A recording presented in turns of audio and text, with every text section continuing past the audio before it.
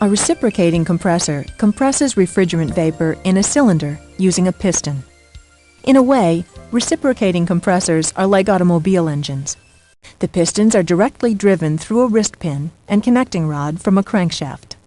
Depending on their size, reciprocating compressors may have one or more cylinders. Multiple cylinders may be arranged in line, opposed, or in a V. In each cylinder, reciprocating compressors have both a suction valve and a discharge valve. These valves give the compressor its ability to pump refrigerant vapor against a pressure difference. They are usually located in the head of the cylinder, in passages connected to the high or low pressure side of the system. Let's follow the compression process in a single-cylinder reciprocating compressor during one complete revolution of the crankshaft. Starting with the piston at the top of its stroke, or at top dead center, the piston begins to move downward as the crankshaft rotates. Because both valves are closed, the downward moving piston reduces the pressure in the cylinder. As the pressure in the cylinder falls below the low side pressure in the suction line, the pressure difference opens the suction valve, letting refrigerant vapor flow into the cylinder.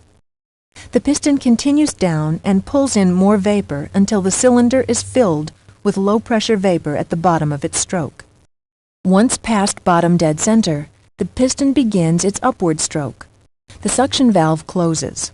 As the piston moves up, it reduces the volume of the space in the cylinder, increasing the pressure of the vapor.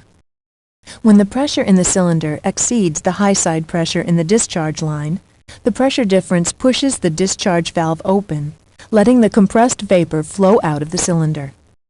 This continues until the piston reaches the top of its stroke and most of the compressed vapor has been expelled into the discharge line. When the piston begins its downward stroke, the discharge valve closes. The complete cycle then repeats during each revolution of the crankshaft. This is the mechanical positive displacement vapor compression cycle using a reciprocating compressor.